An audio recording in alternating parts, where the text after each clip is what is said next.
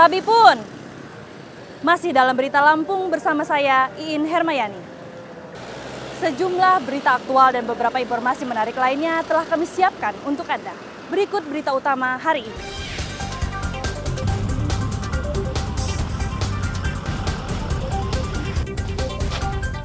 Tiga pengunjung tempat hiburan malam di Lampung Timur terjaring razia membawa narkoba.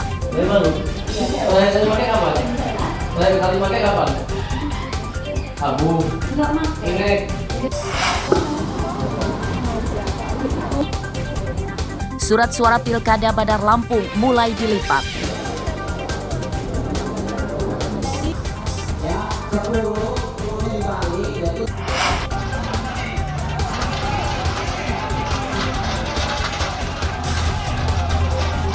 Unjuk rasa buruh bongkar muat di Pelabuhan Barang Panjang ricuh.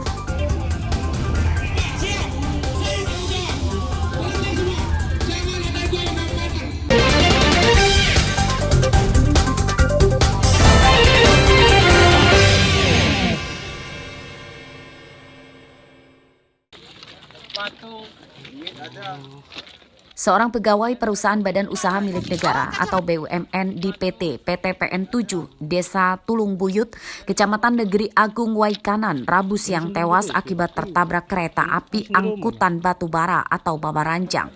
Korban bernama Ferry Gunawan, berumur 26 tahun, warga Kelurahan Manggarai, Kecamatan Tebet, Jakarta Selatan. Ferry tewas akibat menderita luka berat di kepala.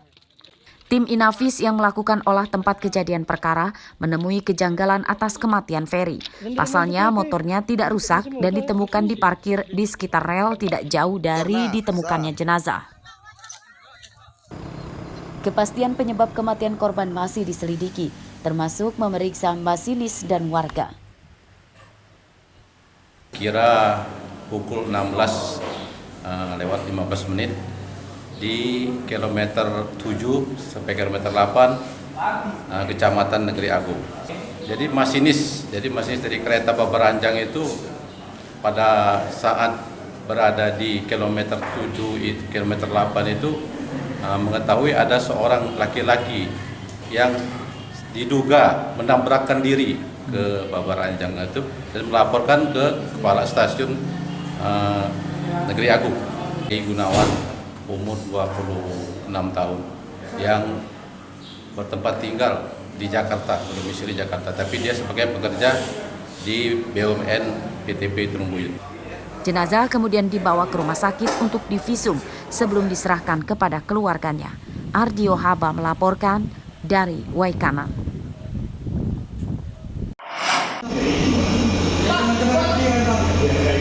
Misteri kematian pria di drainase Jalan Tol Kilometer 3B Bakauheni Lampung Selatan mulai terkuak. Korban bernama Manda Purnomo, warga Kemiling, Bandar Lampung, diduga tewas saat bersama temannya yang merupakan seorang anggota polisi Polda Lampung berinisial I. Data tersebut diungkapkan Selja, istri korban, usai membuat laporan polisi tentang kematian suaminya di Polres Lampung Selatan Rabu siang. Menurut Selja, suaminya berpamitan akan bekerja dengan temannya berinisial I pada hari Jumat lalu. Sebelum tewas, korban sempat menelpon dan meminta pertolongan segera dijemput di Kalianda oleh istrinya. Saat menelpon itu, korban seperti dirundung rasa ketakutan yang belum diketahui penyebabnya.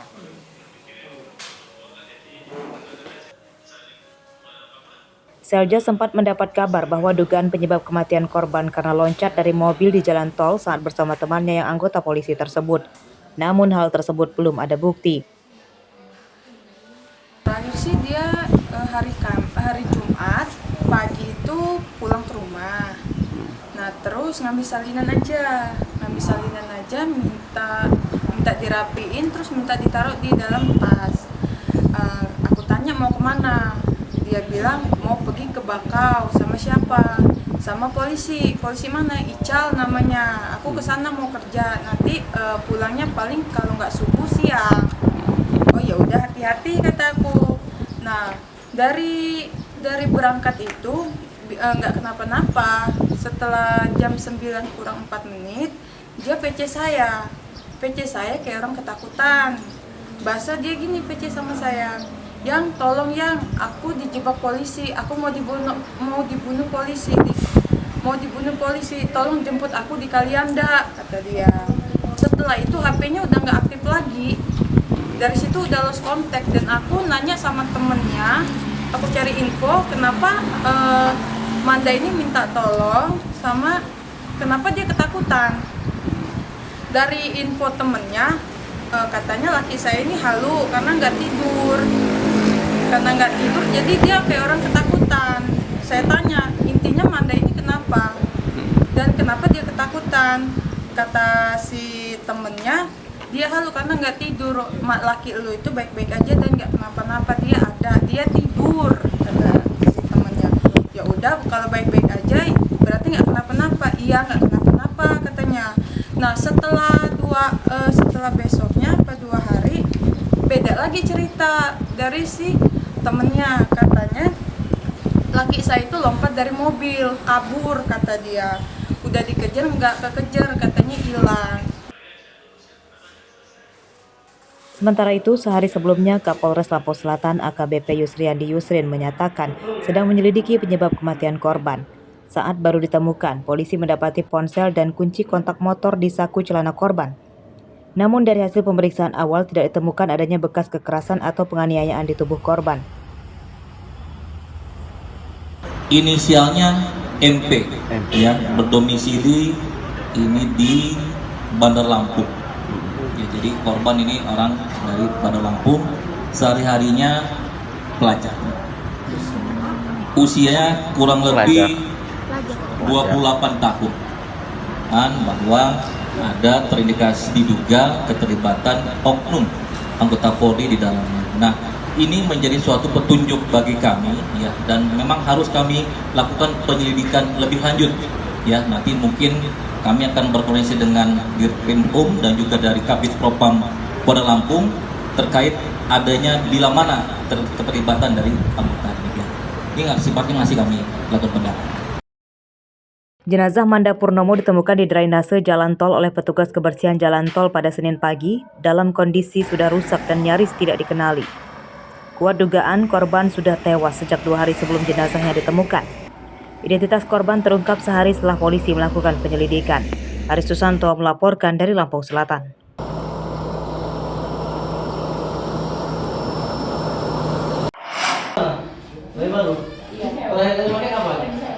Sejumlah tempat hiburan malam di Kecamatan Waibungur, Lampung Timur, Rabu dini hari dirazia petugas Badan Narkotika Nasional dan polisi. Pada razia ini, para pengunjung dan pegawai diminta menunjukkan KTP dan dites urin. Pada razia ini, petugas menangkap 3 orang karena membawa narkoba. Mereka bernama Bambang, Noval Riandi, dan Novita Amanda. Dari ketiganya, polisi menyita 2 butir pil ekstasi dan 2 gram sabu-sabu yang diduga akan dipakai untuk pesta narkoba di tempat hiburan malam ini. Ada 4 tempat hiburan yang kami datangi di wilayah Kecamatan Waibungur. Alhamdulillah di satu tempat hiburan terakhir, wilayah hiburan itu atau di tempat hiburan tersebut kami mendapatkan hasil 3 orang penyalahguna narkoba. Adapun 3 orang tersebut inisial B, NP, dan M. Dari 3 orang tersebut kami mendapatkan barang bukti berupa 2 butir narkotika jenis ekstasi, 2 klip sabu ukuran kecil, dan 1 klip sabu ukuran 1G. Dan barang bukti tersebut semuanya digunakan oleh mereka, akan digunakan oleh mereka.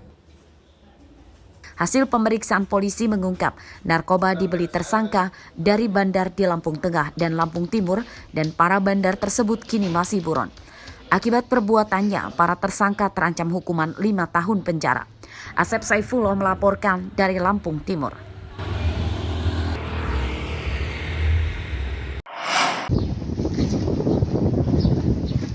Ratusan nelayan di pesisir Bandar Lampung memilih libur melaut akibat cuaca ekstrim. Selain angin kencang, ketinggian ombak di perairan Laut Lampung mencapai 3 meter dan membahayakan bagi nelayan berperahu kecil. Mereka yang libur melaut menambatkan kapal-kapalnya di dermaga Lempasing, Teluk Betung Barat. Para nelayan mengatakan tidak ingin mengambil risiko jika harus tetap melaut. Cuaca ekstrim diyakini usahanya akan sia-sia karena dipastikan hasil tangkapan ikan menurun drastis dan tidak sesuai dengan biaya operasional. Kalau kita berangkat juga kita percuma dapat ikan hasil. Kalau dibilang orang sini lain berangkat nggak dapat hasil. Jadi untuk memenuhi kebutuhan kita, apakah kita beralih profesi nelayan Pak? Seperti ngojek gitu? Bisa kita laut, kita cuma aja membayar kita aja. Kita baru kita berangkat. Udah kurang lebih 7 bulanan cuacanya lagi jadi nggak melaut. Nah kita kan tidak melaut ya Pak, apakah ada peralihan profesi kita Pak untuk memenuhi kebutuhan hidup kita Pak?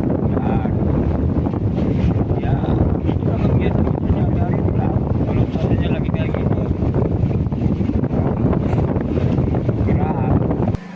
Banyaknya nelayan yang libur melaut berdampak pada pasokan ikan ke pedagang menurun. Banyak pedagang di Bandar Lampung kini justru mendapatkan pasokan dari agen luar daerah yang berdampak pada naiknya harga ikan laut. Ya itu kena ada badai, angin kencang, ombaknya gede. Biasanya kalau ombak gede atau angin kenceng ini berapa hari atau berapa minggu deh? Ya pagi ya seminggu. Kenapa mahal deh selain apa ini pasokan ikan mahal? Kenapa deh? Ya karena ikannya langka. Oh, Maksudnya jadi karena ombaknya kan gede jadi ikan itu nggak ada. nelayan juga nggak ini ya nggak Nelayan dapat. juga kan nggak turun. Yang paling tinggi naiknya ikan apa deh? Jenis apa? Yang biasa itu kayak model sebab, umbul. Tapi ini kan mulai nggak ada kan kurang bulan jadi nggak ada ikan. Waktu libur melaut dimanfaatkan para nelayan untuk memperbaiki perahu dan alat menangkap ikan. Mereka berharap cuaca ekstrim segera berakhir dan mereka kembali melaut untuk mencari nafkah. Jeffrey Arifin melaporkan dari Bandar Lampung.